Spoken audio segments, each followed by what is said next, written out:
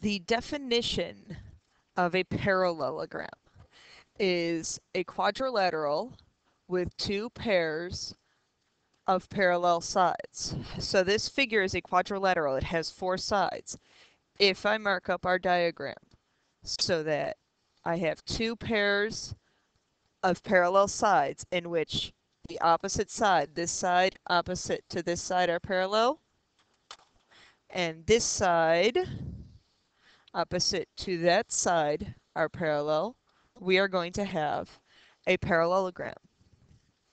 Through the video, you came up with some properties of parallelograms. So let's review those properties and get some abbreviations for our proofs. So, properties of a parallelogram. The opposite sides of a parallelogram are congruent. So, if a parallelogram, and this abbreviation is going to be for a parallelogram, gives us opposite sides congruent. The opposite angles of a parallelogram are congruent. So, if parallelogram, that gives us the opposite angles congruent. And the diagonals bisect each other. So, parallelogram gives us or implies diagonals bisect. And keep in mind, the diagonals bisect each other. They do not bisect the angles. They bisect each other. So, our properties here, then, with the parallelogram that I have given here. This is parallel to this. This is parallel to this. So, therefore, I know it's a parallelogram. So then our opposite sides are congruent. So AD is going to be congruent to BC. That is one of our two pairs. AB is congruent to DC. The opposite angles of a parallelogram are also congruent.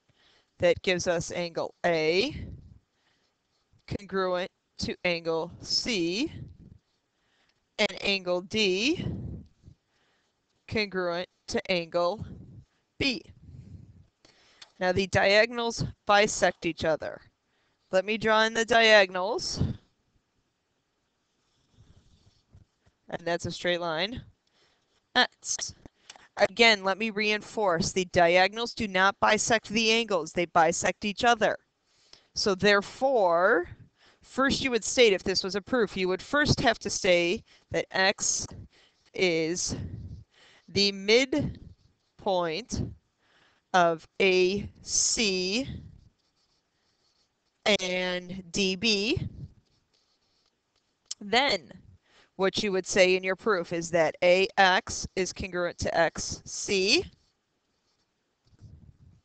and DX is congruent to BX. Let's do some examples of some questions that I always like from this section. The first one, that figure is a parallelogram. We need to solve for X and Y. Well, they give us the sides. So we know we're going to have to look at one of our properties for sides. We know that the opposite sides are congruent. So make an equation. 2x plus y is congruent to 36. Congruent, remember, is a fancy way of saying equal. So set up your equation. We know 4x minus y is opposite of 24. It's a parallelogram, so our opposite sides are congruent. So 4x minus y is going to be equal to 24. Now what I want you guys to do, solve that system of equations. If I solve it by elimination, I add the two equations together. The reason I chose elimination is the coefficient on the y's are the same coefficient but opposite signs. So when I add the two equations, I get 6x, the y's cancel, equals 60. I divide and I get x to be 10. Well, I need to solve for x and y. So therefore, plug into one of the two equations we found. I'm going to plug into the top one. So I'm going to plug in 2. We found a value for x plus y equals 36. So I have 20 plus y is going to be equal to 36. If I subtract 20 from both sides, I get y to be equal to 16. Again, this is a good way that I'm going to be able to test you on solving a system of equations when we're using geometry. Next example. Measure of angle 1 is equal to 42. The measure of angle 2 is equal to x squared.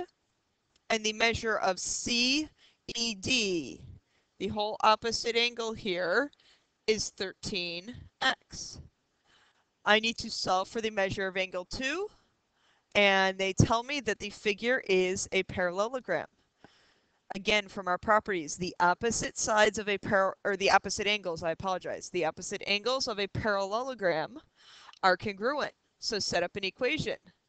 X squared plus 42 is going to be equal to 13x. I had to add in the two adjacent angles to equal the bigger angle of CKD.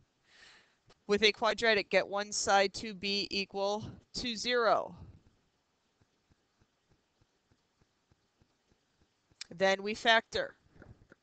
Look for two factors in which you're going to multiply to be 42, a positive 42, but negative 13 when you add the two numbers together. 6 and 7 work. Setting each one of the factors equal to 0, you get the two quantities of 6 and 7. Now what we need to check, we need to solve for. What are we checking? We're finding the measure of angle 2. So now plug these two x values in for what the measure of angle 2 was, which was x squared. So then x squared I have two possibilities. If x equals 6, I get 36. If x equals 7, I get 49. Neither of those are negative, so I have two values for the measure of angle 2. For the last one, the last example, ABCD is a parallelogram. Angle A is congruent to angle E. I need to prove that AB is congruent to CE. So let's mark up our diagram with what we are given. We have a parallelogram. Angle A is congruent to angle E. I need to show that AB is congruent to CE. Let's start out with our given. Triangle CDE appears to be an isosceles triangle. We don't know that. We might be able to prove that, though. So let's try and prove that. Our second step. AB is parallel to CD. So we need to state that. We need to say that AB is parallel to CD by the definition of a parallelogram. And again, you can use this abbreviation for parallelogram. So if those angles are equal, then if those sides are parallel, then this angle is going to be congruent to that angle. So therefore, angle A is congruent to angle CDE. Our reason for that is parallel lines give us corresponding angles congruent. You need to state that. You need to state the idea that I use my parallel lines because I'm using the idea of parallel lines in our third step. So now I have angle A congruent to CDE. Well, since A is also equal to E, by the transitive property, angle CDE is congruent to angle E by the transitive property. That helps us out because now that triangle CDE is an isosceles triangle. So I can say CD is congruent to CE because if I go from angles to sides, that is the converse of our isosceles triangle theorem. Then, well, let's look at what I have here. I know this is congruent to that. But this figure that I'm highlighting is a parallelogram. I know the opposite sides of a parallelogram are congruent. So I know that AB is congruent to CD because parallelogram gives us opposite sides congruent. So I mark that with one little hash. But I know CE was equal to CD. CD is equal to AB. So then our final step is going to be step 7, which tells me that since AB was equal to CD and CE was equal to CD, therefore, because of the transitive property, AB is going to be congruent to CE.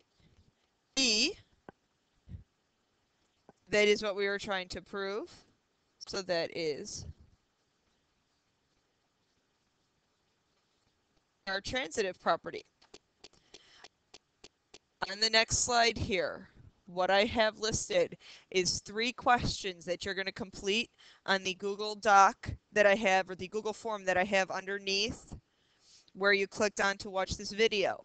You're going to complete those 3 questions, put your answers in the appropriate spot, answer the rest of the questions that I have there. Make sure you give me a lesson summary. Please make sure that is submitted by 8 a.m. in the morning of the day the lesson is due. This lesson is due on November 1st. So November 1st, this lesson is due. Please make sure the timestamp says that you submitted it before 8 a.m. on that day.